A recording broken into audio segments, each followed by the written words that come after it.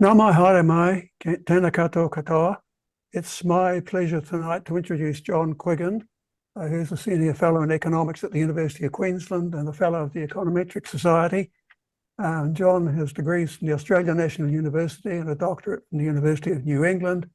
He has a long career of commentary on policy matters. He's one of the leading progressive voices in economics in Australia. He's published over 6 books and over 200 articles. He's ranked in the top 5% of economists worldwide. And he has a new book called After Neoliberalism, which is forthcoming soon from Australian National University Press. So I think tonight we're going to get a bit of a preview of what's in there. So John, over to you. Yeah, thanks very much, Jeff.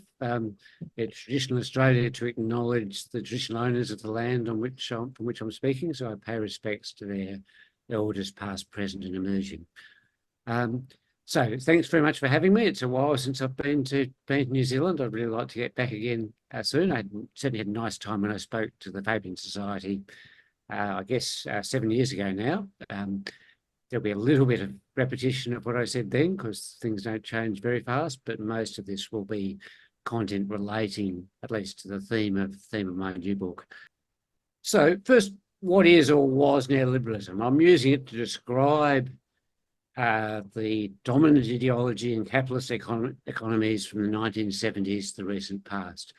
I'll just stop briefly and say if my accent or the speed with which I'm talking causes trouble, somebody can stick their hand up and say that. I will try and go slowly and comprehensively.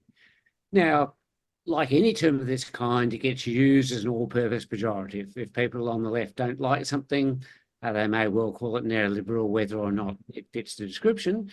And that's true, of course, of virtually every political term. People on the right will call competition policy socialist if they feel offended by it. Neoliberals themselves usually object that it's a meaningless term. My response to that is that ideology always looks like common sense from the inside. So the people running these policies in Australia and New Zealand say, look, we're not ideologues. All we're doing is applying common sense, rational analysis to policy and applying it. And that's the view always of the people, particularly the people in charge.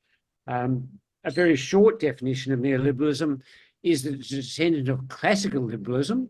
This is the kind of thing that we would associate with, for example, Adam Smith, defined by the fact that it is a reaction against social democracy.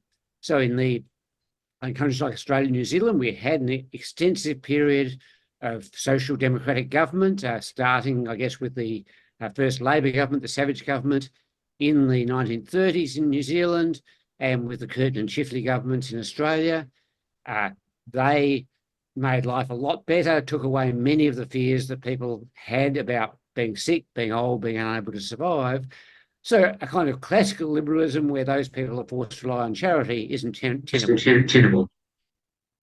Neoliberalism is a modified version of this classical liberalism, aiming in some sense to salvage as much of it as possible while not making things so bad that people will want the social democratic welfare state back.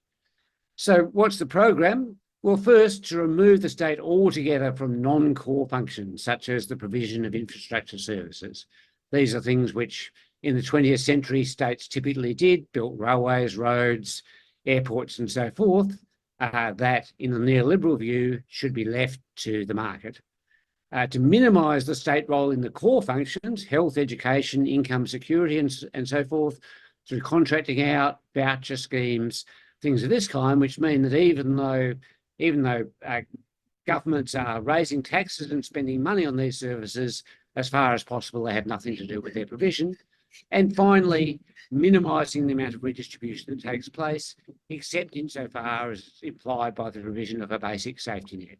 So we go from the egalitarian views of social democracy to something that says, as long as people aren't in absolute poverty, we can let the rich get richer and the middle class, the non-poor, can sink or swim as best they are able.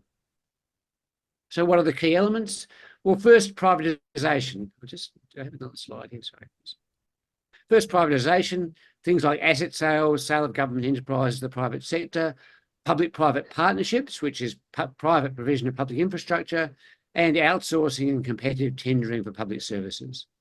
The second element, or I'll talk a bit about those asset sales, led by the Thatcher government in the UK. This was really the first government that was recognisably neoliberal. In a way, Thatcher is often paired with Reagan, but that's really misleading because the US had a very different history, and we really didn't see nearly as much in the way of this kind of reform from Reagan than we did from Thatcher. In both Australia and New Zealand in particular, being semi-British, former British colonies, Australia was only properly independent with the Australia Act of 1986, still a very strong reliance on the British model at that time. And so politicians of both the major parties in both countries, very influenced by what the Thatcher government was doing. And it followed policies of privatisation in electricity, telecommunications, water, railways, and so forth. Part of the attraction to governments was that was seen as an easy way to raise funds without taxation. Governments are always short of money, but they were particularly short of money at this time. And it seemed as if they could get hold of money that they could spend on nice things without having to raise taxes. Even the economists who supported privatisation understood that this was fraudulent, that you can't sell an income-earning asset, spend the proceeds and not be poorer. And that's just like if you sold your house and then rented it back and spent the money on a world trip, you hadn't actually got your world trip for nothing, you now had to pay the rent. Often these assets were sold, typically the government had organised them as public monopolies. Often they were sold with that monopoly power intact because that was a way of increasing the revenue. Again, the economists who strongly support the privatisation program mostly wanted competition, hoped the competition would emerge in some way from this privatisation process, but were largely disappointed. Public-private partnerships, again, coming out in the 1970s, governments had significantly taken on additional responsibilities in areas like education, with a growth in the education system, health.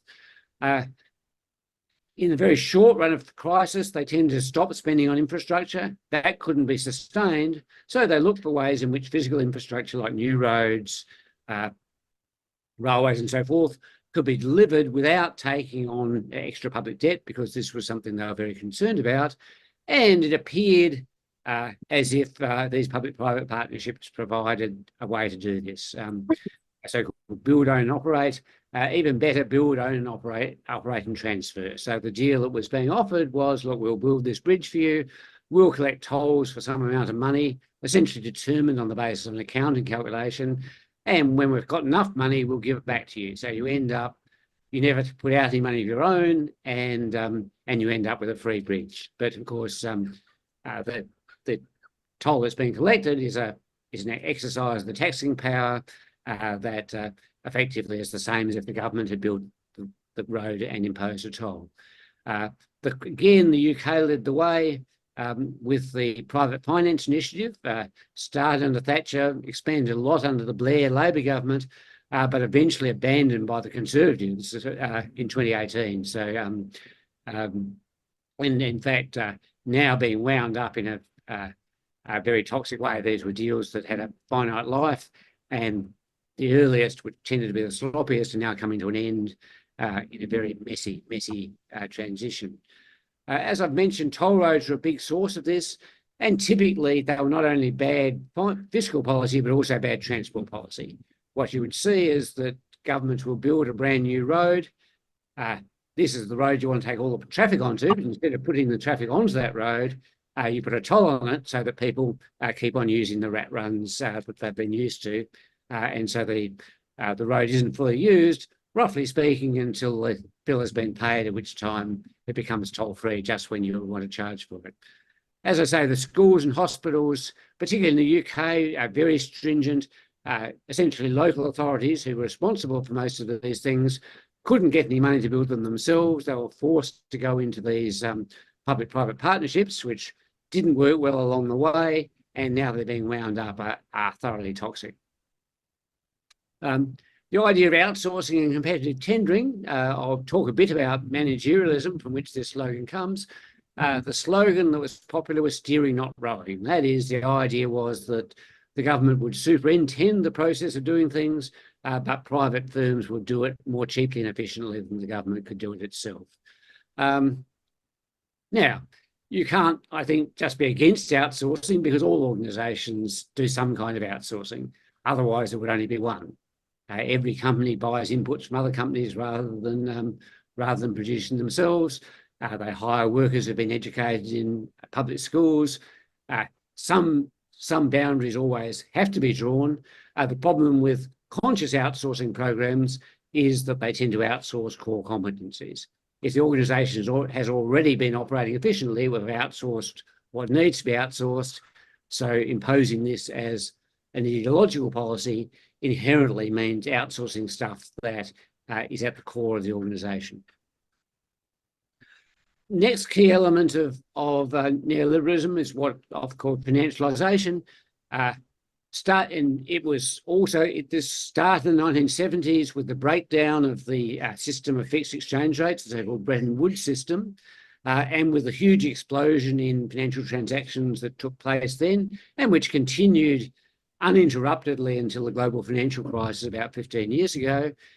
So both a massive expansion in the volume of transactions, but also a belief that financial markets provide the best possible estimate of the value of any enterprise or project.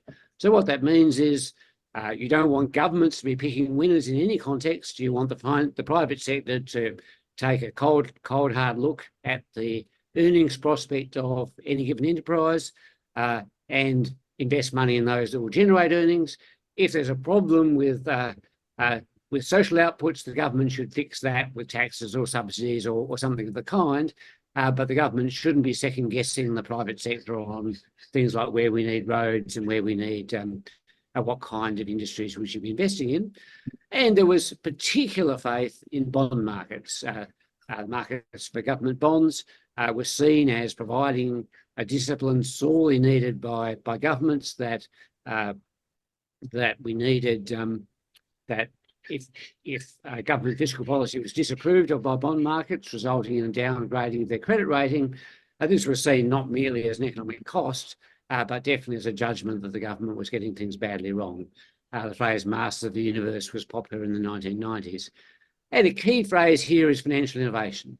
So innovation is one of those words like reform, which has a whole bunch of positive connotations, but unless you think that the world is getting steadily and uniformly better, it must be the case that some innovations are bad ones. And there are very good reasons, I'd argue, to say financial innovations are mostly bad. Broadly speaking, it's much easier to find a way to work around the rules of the system than it is to find a new and unmet social need that the financial system hasn't yet addressed. And so what we see is that most financial innovations are what can be called arbitrage of one kind or another. You find, for example, a set of rules that are designed to stop you taking risky investments, and then you find a way of dressing up your risky investments so they satisfy these rules. That gives you a higher return, and the rules guarantee that if something goes wrong, you'll be bailed out. The third key element, which has been a constant really in neoliberal and going back to classical liberal policy, is austerity. The idea that it's always important to keep government spending in check, ideally to have budget surpluses whenever possible. And this is a reaction to the fiscal crisis that started in the 1970s, when governments did indeed run into huge difficulties, arising partly from the inability to really handle inflation, partly from the desire of the US in particular to finance both the Vietnam War and very large increases in social welfare, the war on poverty. Both of those were lost, certainly in the case of the war on poverty, lost because the government changed sides rather than because the problem was intractable. And these austerity policies re-emerged in the aftermath of the global financial crisis, when particularly in the UK European Union, the response to a crisis that had developed entirely within financial markets was to do the maximum possible to appease the demands of those markets by cutting spending on all kinds of things, police, schools, hospitals, and so forth. Finally, a bit of this is sort of doesn't fit perfectly, but clearly as part of the story is managerialism. So this is the classic text here is Osborne and Gabler's Reinventing Government, which was a big hit in the US in the 1990s. There's a nice piece by an Australian author, Gideon Hay, called The Cult of the CEO, the general idea that the people who become CEOs of these major companies are gifted with exceptional wisdom. The underlying ideology that fits with the fits this into neoliberalism is the idea that what organisations need is general managerial skills rather than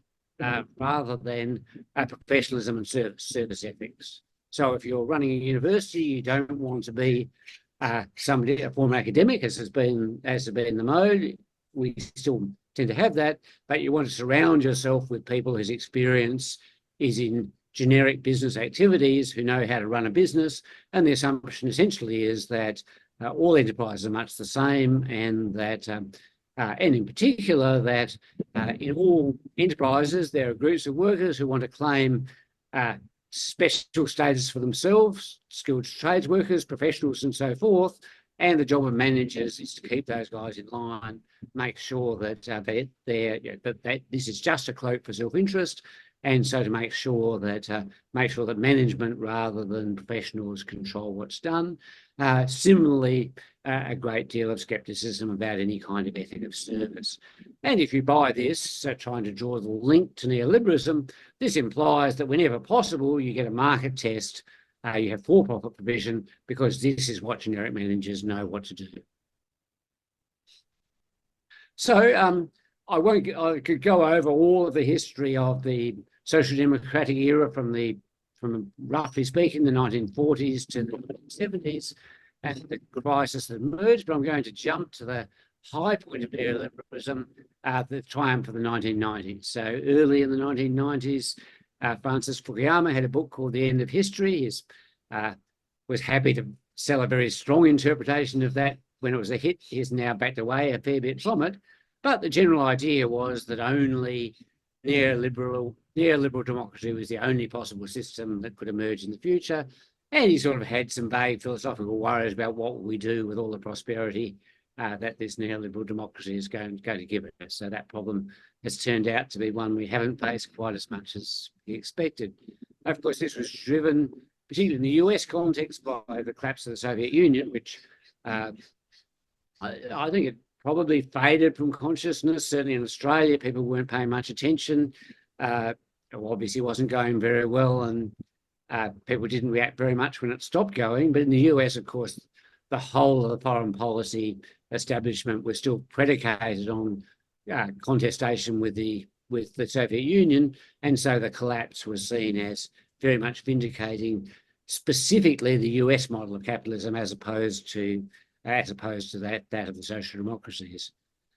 Phrase turbo capitalism, again, the financial markets were at the height of their power now. Of course, that power is partly real, that is, that they can sell assets and change their prices, and this can be inconvenient. But even more, that it was seen as reflecting an infallible judgment. That if these financial markets sold your bonds, that implied that the bonds were rubbish and that the government wasn't in control of its finances. Philip, your hands up. Maybe that's a mistake there. Good. Okay, great. And so this was when phrases like the masters of the universe were coined. Tom Friedman, who writes the New York Times, who tunes these out in great numbers, had the idea of the golden straitjacket, that if only we accepted the restrictions imposed on us by the thundering herd and other of these things, we would all become wealthy and prosperous, just as long as we didn't do anything the markets disapproved of. It was sort of coming to a bit of an end.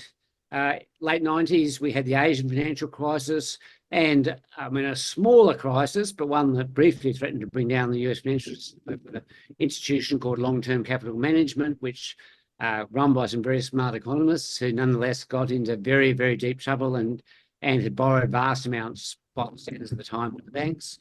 They were kind of bailed out.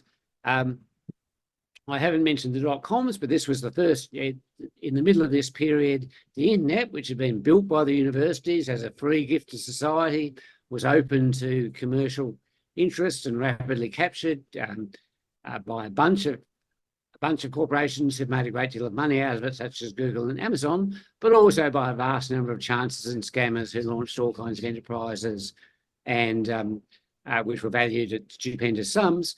All of that came crashing down in the early, around about 2000. They were bailed out by the US Federal Reserve, but that success sowed the seeds of further failure.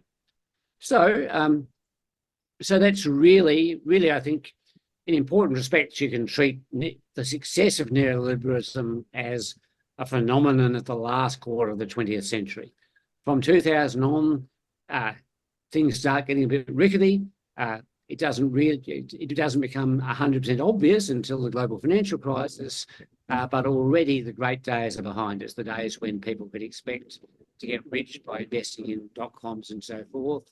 And so this creates a kind of generational gap between, roughly speaking, millennials who came of age after the good days of neoliberalism, and particularly, I suppose, Generation X and some of the boomers who experienced both the good days of neoliberalism and, in many cases, the bad days of the 1970s. Then you have a few really old guys who still remember social democracy and think it was pretty good, really, but very much a minority. So that switch around the year 2000, we see things starting to fail. So first, privatisation. So privatisation had been the unquestioned great policy of the 1990s. People started pushing back. You can sort of read a bunch of things from the World Bank, and in 2002, they're saying it's great, but people don't seem to like it as much as they should, and here's why it's good. We come in 15 years later, and they're sort of saying, well, maybe it wasn't so good after all, and there's probably still room for it. And to be fair, of course, the World Bank mostly deals with poor countries. In some of those poor countries, public enterprises are very badly managed, and possibly getting the private sector in to replace them might not be such a bad idea, although even there it's problematic. But certainly it's become evident to the world bankers themselves, who come from rich countries mostly, or live in them, that privatisation has not delivered on its promise.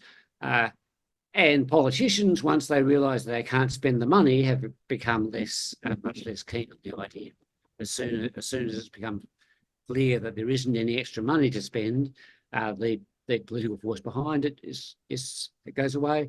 What's really striking, I think, is the failed promise of better service. So looking at the Australian context, for example, telecommunications, we had a public provider. It was okay, cheap, effective, but it took a long while to get a phone connection. We expected when we got privatisation and competition that things would be massively better, and they weren't. Certainly the privatisation of our airlines in terms of consumer service was just a disaster. And of course, because of the conditions under which privatisation took place, there are some very big monopoly profits. And that's even worse in many of the poor countries I mentioned. People, you look at the post-reform billionaires, and they're almost all people who made their money by grabbing hold of some privatised assets early in the piece.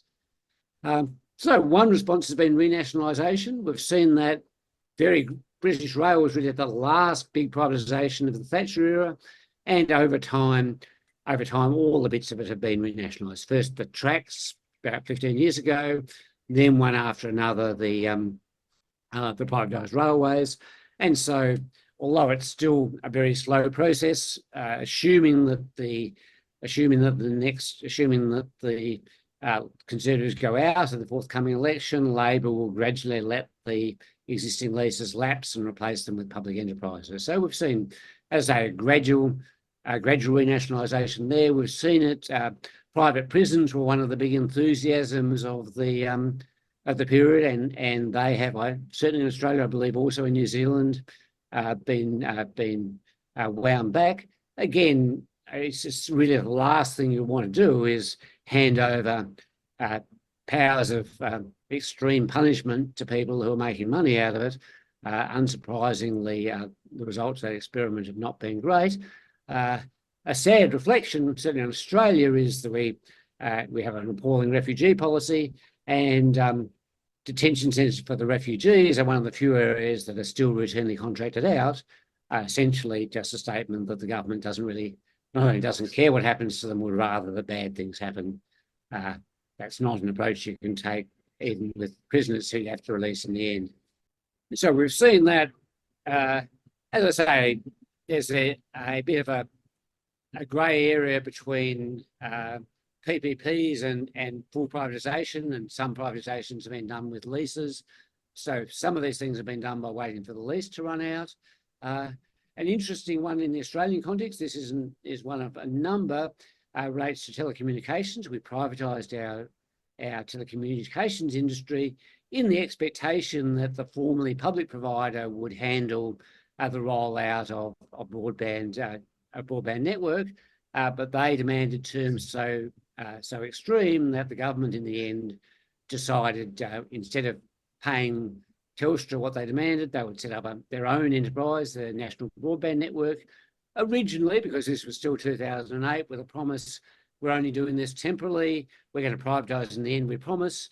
But that government didn't, the subsequent Conservative government didn't, and now the most recent Labor government has finally said, no, look, this is a public utility and that's the way it's going to stay. So we've seen, in effect, having gone from a fully private, we've gone from a fully public telecommunication system to a fully private one. We now have the entire infrastructure part of the system is publicly provided, and it's a common carrier for competing private phone and internet services. That's probably not a bad way of doing things, although very clearly would have been much better off if we had never privatised Telstra and had just allowed private competition in. So now for financialisation. So as I said, if you go back to the 1990s, not only were people making lots of money in financial services as they are now, but they were seen as very much other people who knew what was what. Well, the global financial crisis showed that financial markets are both irrational. They awarded high credit ratings to various kinds of junk innovations they created, but also prone to corruption. I mean, the spectacular instance was that of Bernie Madoff, who stole billions and billions of dollars, but there were many lower level versions that happened. There were massive bailouts, but no consequences for the bankers. Madoff was a fringe operator, not on NASDAQ. The bankers who did all this stuff walked away with their winnings intact. And that's continued ever since. Both lots of instances of corrupt behaviour. I picked the Libor scandal just because it's one of many I can remember, but Credit Suisse, Deutsche Bank, Citibank, they've virtually all been caught doing things they definitely shouldn't. Also, though, any idea that the bad pricing practices that led up to the global financial crisis were just a mistake, that there were particular financial innovations they got wrong, I think has been exploded by the fact that we now see cryptocurrencies, which are entirely worthless, being traded like normal financial assets. We also see lots of so-called meme stocks. If you follow the news today, there's a company called GameStop, which is one of these, and somebody tweeted something and its stock went up 300%. Supposedly, in a proper financial market, the smart guys would be selling this stuff and selling it short in a way that brought it back to reality, but in fact that hasn't happened.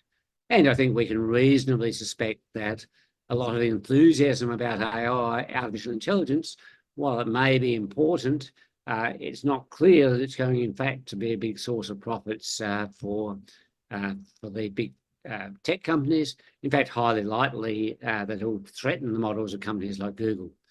So what we see is that the financial system remains rich and powerful, but it's no longer respected. No one's going to listen to Jamie Dimon of Goldman Sachs and say, well, if Jamie Dimon says that it must be right, we understand that these are people, they can't be got rid of as long as we maintain a system much like the current one, but they're very much a necessary evil rather than a group of people who ensure that capital in the economy is well allocated, that risk is managed appropriately, and so forth. So austerity, I think Australia's been lucky in avoiding austerity this second time round. We had a big fiscal expansion at the time of the global financial crisis, and although there were repeated promises that we will get back to a budget surplus, that didn't happen until the last couple of years, and it only happened because we sold lots of iron ore to the Chinese at very high prices.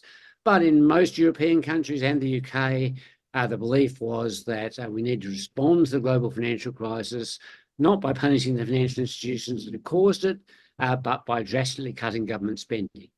This was phrased in terms of deficits and debt, but in fact, hardly any of the governments that practiced austerity extended that to raising taxes.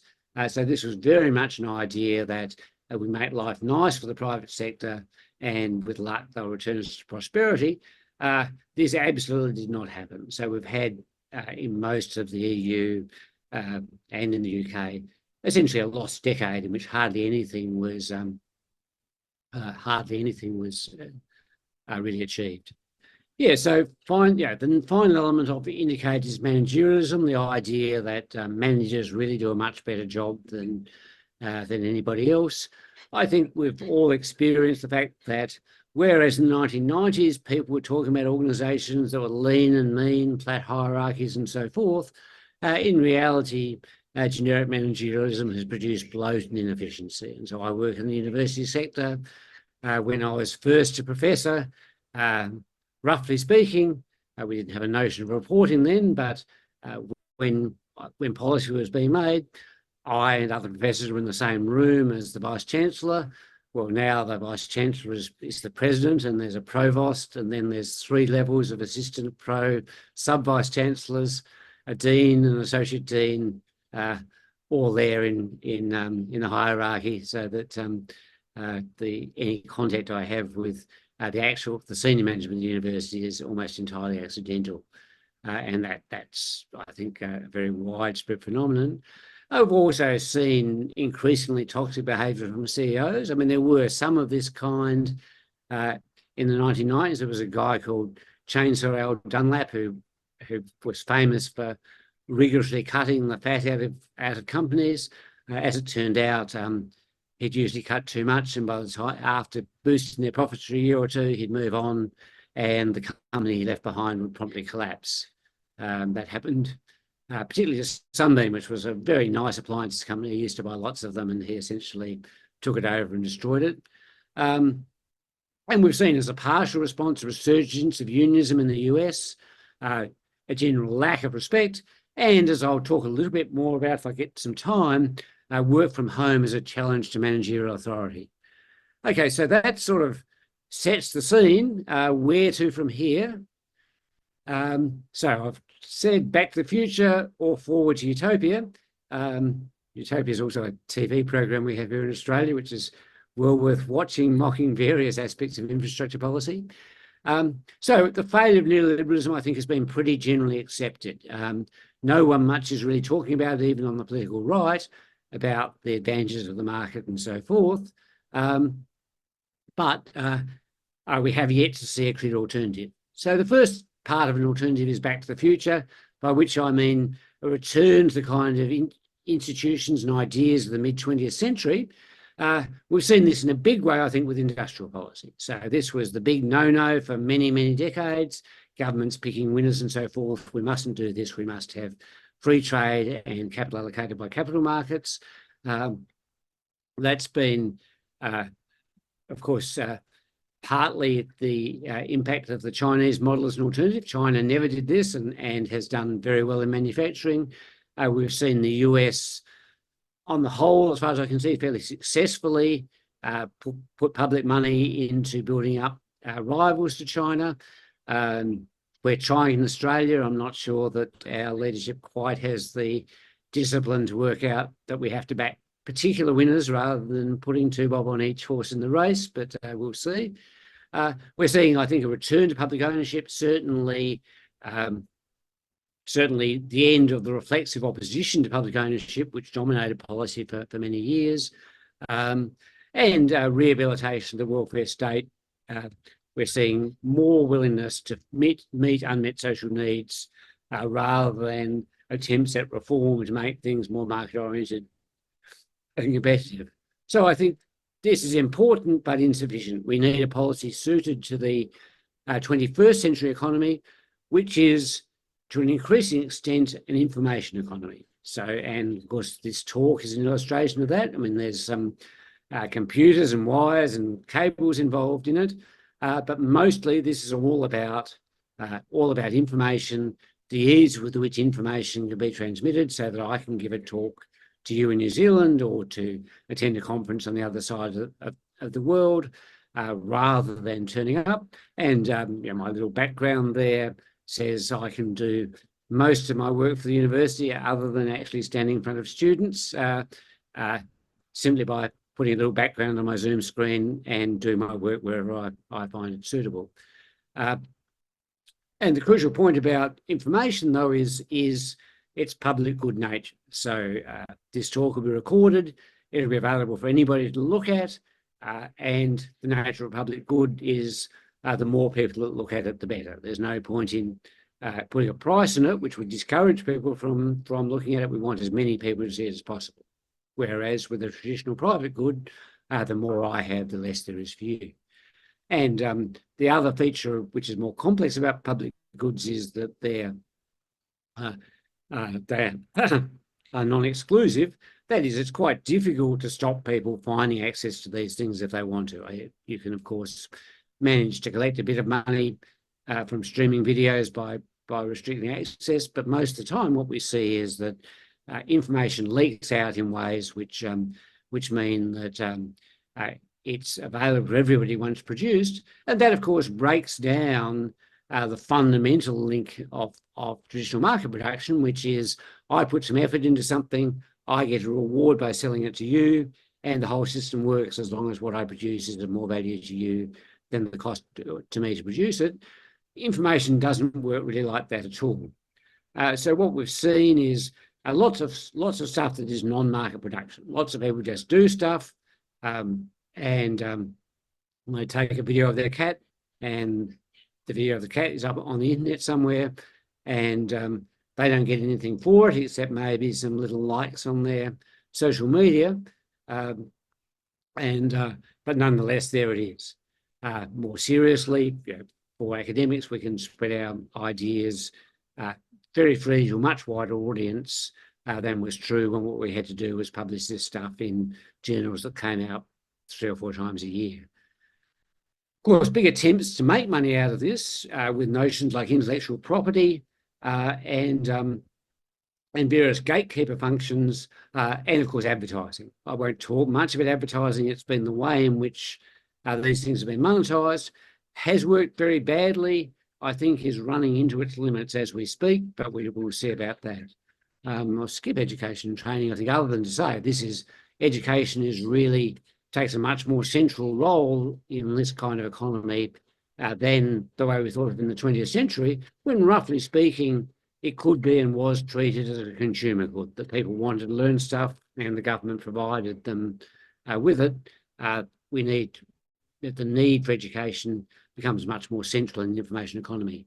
So I want to contrast that with the 20th century industrial economy, where the crucial thing was the value chain. You started with raw materials, turned those into intermediate products, capital goods of various kinds, then into consumer products, shipped those products to stores, sold them in the stores. We had a whole edifice of national accounting designed to work out what was going on there. And we're still in important respects prisoners of those categories. We're still talking about GDP, gross domestic product, which is designed essentially to make sure we don't count the same thing twice in this industrial economy. it doesn't really tell us anything about the value of the emails we send, of what we read on Facebook and so forth. All we see there is the value of the ads that were sold by the companies that provide them. So this is still essential, of course. Food, clothing, housing, we're going to keep on needing them, but steadily shrinking in relative terms. And so one of the challenges for the future is to work out how to match up an economy in which most of the stuff we produce is best given away for free, but in which nonetheless we need to find something with which to pay the people who produce those physical goods. So I think this is feasible, and trying to sketch out various elements of a policy agenda for egalitarian abundance. So the crucial point here is that if we'd only get properly on top of this information economy, its capacity to generate new stuff, new ideas, is limitless, and therefore across a whole range of things we reach a post-scarcity society. And that's true in particular of things like telecommunications. I mean, there's still a bit of money going into it, but we now have, in the space of 25 years, achieved something that would have seemed like science fiction in terms of what we can get essentially free of charge through telecommunications. 25 or 30 years ago, an international phone call was a domestic crisis. You had to make sure you were there as the call was made to make sure that none of the precious minutes of time that you're paying a fortune for were wasted. And so, and going back a bit further than that, that was true even of calling one Australian city from another. Now those kinds of things are free. If I mention a book to somebody on the other side of the world, I can say, look, I'll just attach it to this email and you can read it straight away. And so in these and many other respects, we are reaching this kind of post-scarcity society, while at the same time, of course, the goods economy remains. What does this mean? It means, I think, things like universal post-school education, which is certainly still a hot issue in Australia, where we're seeing pushes there. I gave this slide. This is a slide from my talk 6 or 7 years ago, universal access to high-speed internet. We're actually, I think, pretty close to that. It's now, we had a long time, 20-odd years, talking about the digital divide, and I certainly experienced it in some places in Australia, but most of the time, most people in Australia have this access, and indeed even most people in Africa have access to a pretty good kind of internet. Certainly, the average technologically savvy kid in an African village has better internet access than Bill Gates did, say, in the year 2000. Access to a great deal more, a great deal faster. So I think this is part of such an agenda. As I've said, the underlying logic is that anything that can be digitised rapidly becomes free, because computers, storage steadily becomes faster and faster. Possibly not quite, well, possibly it was slowing down for a bit in the last few years, I think, although I'm not, don't want to hype artificial intelligence too much. It represents the kind of jump we were waiting for quite a number of years, where nothing much was happening. Suddenly something big has happened, which makes it a great deal easier to work out where things are, get answers, turn vague ideas into actually usable stuff. Incredibly cheaply too. So far, most of these products are essentially free. I can't really see anybody ever managing to charge vast amounts for them, simply because a basic large language model can be constructed so cheaply. Potentially, this encompasses most of current GDP. And roughly speaking, I'll come to work from home. Roughly speaking, you can say, if it can be done from home, it is of this kind, and will sooner or later become essentially free. This means a big shift from market to non-market activity. So I mentioned a piece done by John Maynard Keynes roughly 100 years ago, called Economic Possibilities for Our Grandchildren. I guess he didn't have any kids, but I was roughly speaking, he was roughly speaking contemporary of my grandfather. So So this was me, and I suppose quite a few people in this audience who were supposed to enjoy this life of leisure, possibly our grandchildren. Well, part of the problem with, I'll mention a few things. Part of the problem was, well, Keynes was a well-off, childless academic. He didn't really notice the fact that somebody was cooking his meals and cleaning his house for him. He only looked at the kind of work he did and thought we would have these big improvements. So he was, and of course he was a very Anglo-centric English person, didn't think about all the very large parts of the world that were a long way behind. But even if he was a couple of generations premature, I think it is possible to it is possible now to return to that path, which we seem to be pursuing for most of the 20th century, taking productivity gains and reduced hours of work. And I'll give a shout out to, I think it's called Perpetual Guarantee, a New Zealand firm which has been leading the way in the push for a 4-day working week. That's been complicated in both good and bad ways by work from home, which I'll come to. Extending that to ideas like a guaranteed minimum income and a universal basic income, which would allow people to contribute to society, not necessarily in a money-earning way, and still live decently. A bit of a talk, as I said, housework. Housework was the big gap in Keynes's story, and so I want to talk a bit about work from home, which I've been advocating for a very long time. Efforts like Zoom, we still seem to have a few technical hiccups, but essentially compared to the difficulty of delivering a talk like this in person, it's hugely easier. Around half the workforce now has the capacity to work remotely, and that's going to increase in future. Even jobs that require physical presence, a lot of the time there's a fair bit of backroom work that could be done without physical attendance.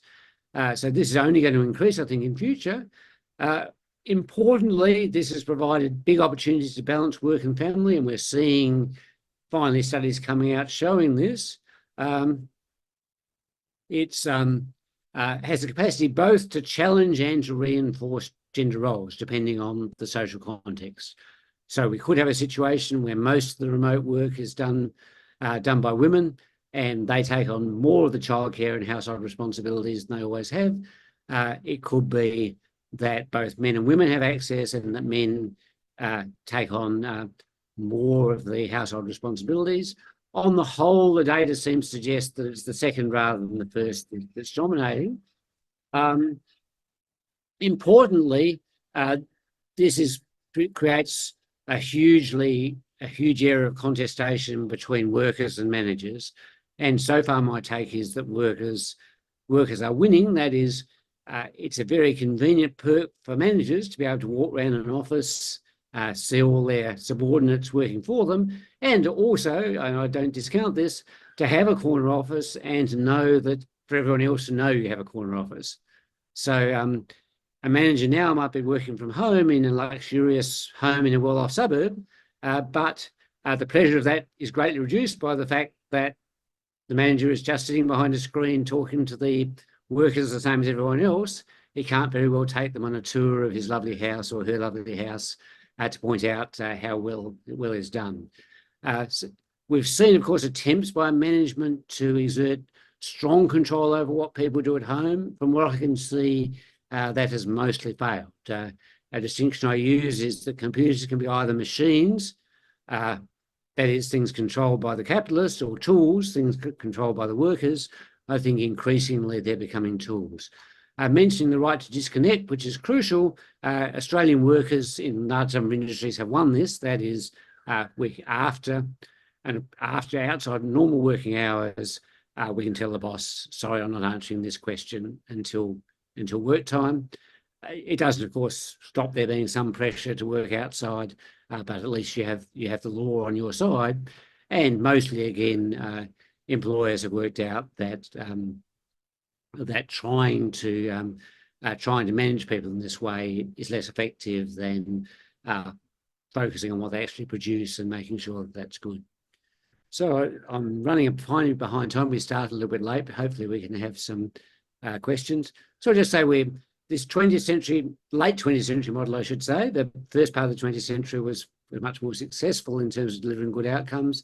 the 20th century model of neoliberalism has broken down, and the era of reform, I here use reform neutrally or negatively to say the kinds of changes that have been sold under the name of reform in New Zealand and Australia. They are indeed changes in form and deserve the name of reform, just that they weren't reforms for the good. That era is, I think, over. The knowledge economy is already here and it's only going to become more important. We are in the possibility of an area of egalitarian abundance, but we can also see, certainly in Australia, New Zealand and the US, the possibility that this will be derailed, not so much by a new neoliberalism, but by a particularly unappealing kind of right-wing authoritarianism. And that's the political struggle we now face. So I'll stop there. I could just look at the questions in chat or can have them. How do you want to proceed, Jeff? Now, many thanks for that. And the uplifting note that you had at the end, quite a lot of the world may be moving away from the neoliberalism, but New Zealand has just made a determined turn back, at least towards the right, not necessarily to a coherent, intellectually grounded neoliberalism, but certainly away from many of the positive trends that you were hoping to see. I just wondered if you could sort of summarize where you think the positive trends are in the world as distinct from the negative trends. Sure. I've observed New Zealand from afar. I mean, of course, you have, the ACT Party, which is this, truly bizarre holdover from the neoliberal era. My impression is the dominant tone of the new government is authoritarian cultural war rather than any sort of really, as you say, rather than any sort of coherent story. That doesn't mean, that doesn't mean I guess they might not try for asset sales, but I seeing what I see, I don't see much that seems to indicate they have a plan for a new dynamic and competitive New Zealand economy. That's a very long distance view.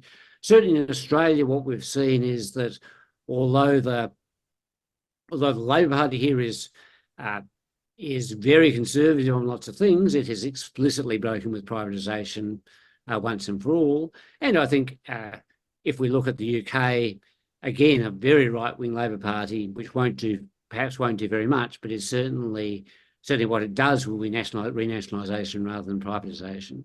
And we're seeing, I think, that kind of, it's hard to follow what happens in the EU, because unfortunately, when you look for nationalisation, that tends to be contrasted with Europe-wide integration. So it tends to refer to policy at the national level rather than public ownership. So, but again, there's a widespread view that reliance on market processes and things like electricity in particular is fading away. So I think we're seeing that. I think certainly, as I say, we're seeing everywhere a decline in the belief in financial markets, and that's crucially important because they have really been the big enforcers of market discipline. The only government recently that's got into trouble with them was Liz Truss in the UK, who tried unsustainable tax cuts and got into trouble. Of course, she didn't have the recourse of saying, well, we shouldn't have financial markets at all, since she was the last flag bearer of those kinds of policies. So I think those are positive trends. I think, as I say, the change in the push, I think we're seeing a push back away from work intensification, which was pushed very hard and pushed very hard in the neoliberal era. That's been, was somewhat surreptitious for the first part of this century, but we've seen it, I think, in a big way, particularly since work from home has happened, that looking at the US, where it's been the place where that's been biggest because work hours have been longest, and that's gone hand in hand with a sort of unofficial move to a 4.5-day week, where from Friday lunchtime onwards, basically you can't expect to find people very much because the weekend is already there. So I think those are some of the kinds of trends that I see as positive. I'll just finish that and call it back. John, at the early part of your talk, you identified a contradiction between the competitive ideals that the neoliberal thinkers held and the monopolistic outcomes that emerged from actual policy implementations. And it seems to me that remains a considerable puzzle. Why the policy designers driven by neoliberalism, completely failed to put in place the essential architecture that was the dream, and Well, I think left us at the victim of monopoly. there are two things going on. One is that the economists who are advocating this stuff. I'm just going to have to move my computer in case it runs out of battery. I'll be just a second. The economists had to do with politicians, and a lot of the pitch to politicians wasn't to do with the efficiency of free markets. It was to do with the money they could get by selling assets. And then I think there was a lot of wishful thinking. Among the serious advocates. That is that they'd set up a limited amount of competition and hope that things would magically become competitive in the future. So we had, for example,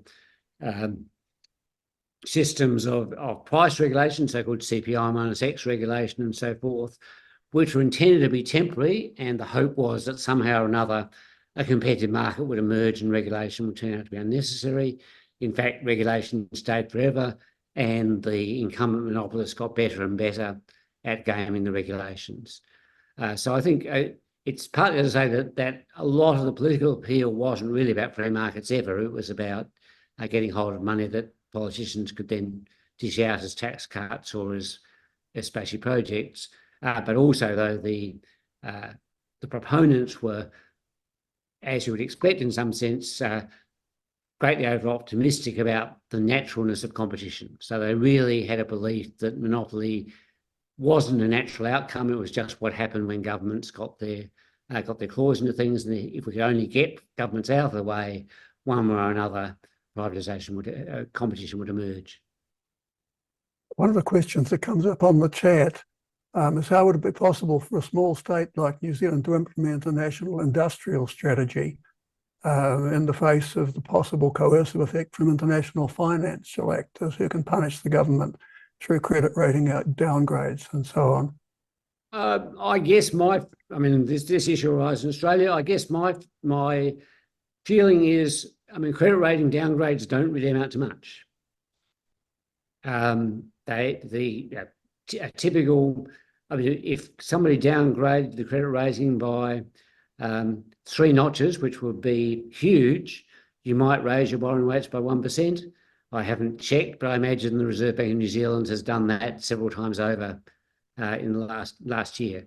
So it's really the faith in credit in financial markets rather than their actual power that is the big deal. But the second point I'd make is the real danger, I think, in industrial policy isn't that financial markets are going to react against it. I think they've swallowed it in the US, they've swallowed it elsewhere.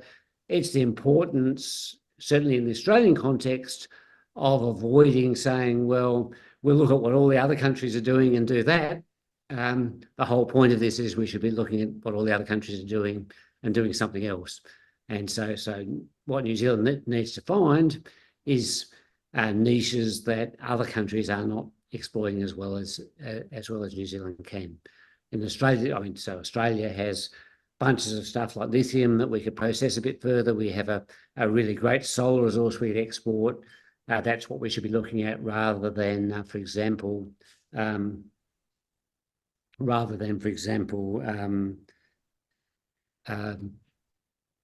solar panels, which apparently we're going to do, competing with not only China, of course, but also with all of Europe and the US. So I think the crucial issue is, to cleverly find niches rather than just to say we're going to subsidise the same things other people are doing. There's another question about zombie economics, John, asking which are the zombies that you find hardest to dispel?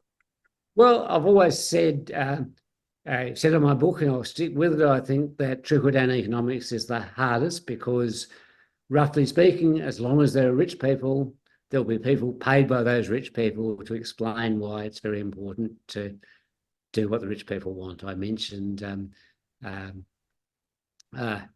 really you can go back 1,000 years and find one or another version of trickle down, that 2,000 years, fables, fables which are meant to prove that the last thing we should do is stop the rich people having as much money as they have.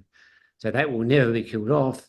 But as we saw in the mid-20th century, it can certainly be scaled back. We can certainly say, well, let's make sure everybody has a decent go. And if some people are a little bit richer than the others, that's not such a problem. No one needs to be a billionaire or a multi-billionaire or whatever.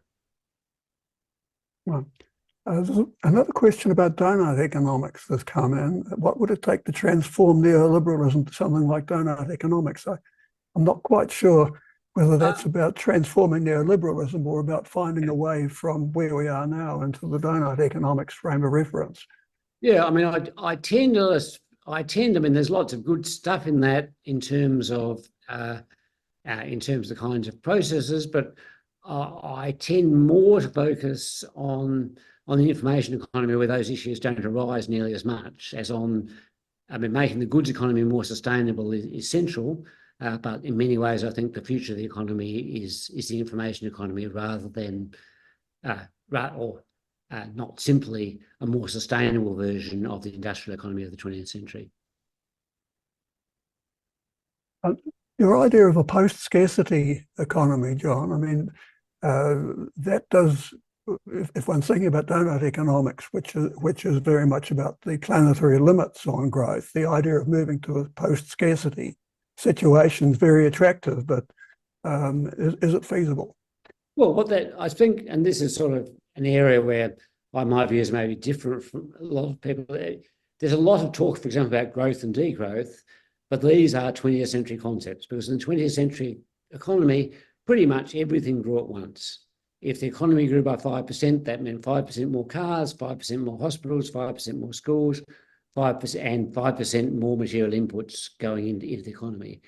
But in the modern economy, in the information part of the economy, that isn't true at all. So what we've seen, as I say, the improvements in something like telecommunications are immeasurable. I mean, there's no real way of describing. I mean, I could tell you how many bits I'm transmitting at this moment, and it would probably be more than the entire telecommunications traffic of the entire world in 1950, at a guess. So we have this gigantic growth in these parts of the economy, while we've had relative stagnation in the goods part of the economy. I don't know if, if we look at electricity, for example, we're making it more sustainable, but we're also seeing a flattening out of use. It hasn't grown at anything like the pace that the information economy has. I had a piece a few years ago called Peak Paper, and it was making the point they're reacting against some stuff, some premature celebration of the paperless office, and then some premature debunking. And I was making the point, when it was still not obvious, that paper in most of its traditional uses was on the way out. And so we no longer really have pine plantations and chop them down and make paper, except pretty much toilet paper and wrapping paper. So what this is saying, I think, is we can have continued prosperity by expanding the things that don't have a significant material impact without substantial growth in the bits that do. There's other questions come in about the new landed gentry, John. It's asking, now that runaway rent and house prices are a big issue, and housing has devolved from being a public good to a commodity, a new landed gentry has emerged to preserve the status quo at any cost. What do you think are their weak spots? In other words, how do we tackle the rentier economy? The story we get in Australia actually is that New Zealand has done relatively well on this stuff. So that we've seen that compared to Australia, there's been big growth in housing in places like Auckland. So this is what is said in Australia. Certainly, I think I think we have had a bunch of institutions which have tended to favour ownership of large homes and so forth, and of course a big move away from social housing, as that was a major element of neoliberalism I didn't mention. So I think in the Australian context, certainly we're seeing a push back in that direction. Still getting some pushback, but I think not nearly as much as there was. So we're getting pushback both from the remaining neoliberals who don't want to see social housing, and from a sort of NIMBY, don't want you. Fine, we should have lots more houses, just nowhere near my house. But on the whole, I would say the debate is over in the Australian context, but the status quo still retains a good deal of power. And of course, we also have issues with immigration, that we've had these huge fluctuations in immigration numbers. We need to get ourselves to a more stable and predictable pattern of immigration, such that we can build housing at the rate we need to accommodate an increasing population. There's a question here about two particular policies, taxation and unionism. Question says the middle 20th century egalitarian ethic was founded on progressive taxation and government promotion of unionism. Do you think these policies could move us beyond neoliberalism? Well, certainly, I think in terms of Back to the Future, that is part of the story. And we have seen, again, I think, at least in the realm of ideas and on the left, a move away from flat tax ideas. And in the Australian context, again, our government's been pretty lame, but one thing it has been reasonably good on is promoting union rights in various ways. So we are seeing, I think, both benefits in union organisation, but also then, as I say, measures like right to disconnect, which is crucial for the future. Just thought I might ask you another question about financialisation, John, because you saw financialisation as one of the key parts of neoliberalism. But financialisation is not just corruptive of public sphere, it also does a lot of damage to the private sphere. So as capitalism becomes financialised, a lot of pieces begin to fall off, and the Boeing crisis in the United States is sort of a case study in how letting the financial managers take over from the engineers ends you up with a product that's not really up to the mark. I just wonder if you can draw a distinction between financialisation in general and the neoliberal problems in particular. Well, I mean, part of this, of course, is the link I was trying to draw between financialisation and managerialism, because if part of the story is going to be that these things are generic assets that anyone with the right management skills can manage, I think clearly we have seen, as the less rational financial markets, the more you get bad policy decisions driven by financial market imperatives. I mean, there's a big, long-standing literature on short-termism and so forth. I don't think that's all of it, but what we have seen is certainly lots of that kind of thing. Okay, well, thanks very much, John, for that. We're pushing towards the end of our time now, so just remains to thank you for putting in the time and effort to come and talk to us, and I'm sure everybody will be clapping at a distance. Yes. And thank you very much. Thanks for having me. I'll see you later. Bye.